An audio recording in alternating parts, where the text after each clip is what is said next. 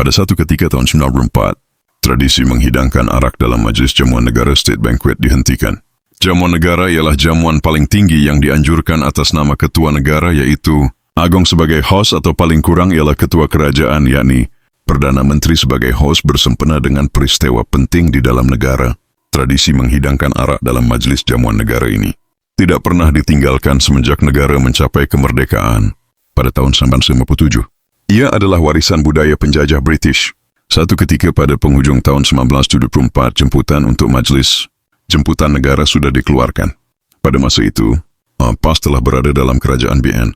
Pada waktu itu dan ada di antara pimpinannya yang menjadi menteri, timbalan menteri dan ahli parlimen selepas PRU 1974. Semua mereka adalah dijemput. Pemimpin PAS tahu tentang tradisi ini. Bagaimana mereka nak hadapi situasi ini?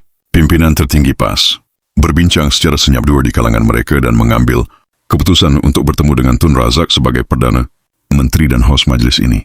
Datuk Asri telah ditugaskan untuk mengadakan slow talk dengan Tun Razak.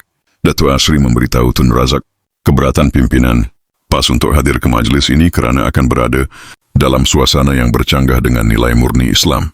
Tun Razak mengatakan kepada Asri, tak moleklah kalau pemimpin PAS tak hadir kerana PAS sudah menjadi sebahagian daripada kerajaan. Asri secara lembut dan berhikmah menegaskan itulah sikap PAS. Selang beberapa hari Tun Razak bagi tahu Asri bahawa dia telah membuat keputusan arak tidak dihidangkan, berarti pemimpin PAS boleh hadir majlis tersebut. Hari yang dijadualkan majlis jamuan negara tiba tanpa ada apa-dua perubahan. Saya salah seorang pemimpin PAS yang hadir. Jamuan diadakan di Dewan Banquet Bangunan Parlimen. Saya diletakkan di meja bersama-sama beberapa orang jemputan termasuk bukan Islam. Memang benar bahawa arak tidak dihidangkan di atas meja seperti yang diberitahu oleh Tun Razak kepada Asri.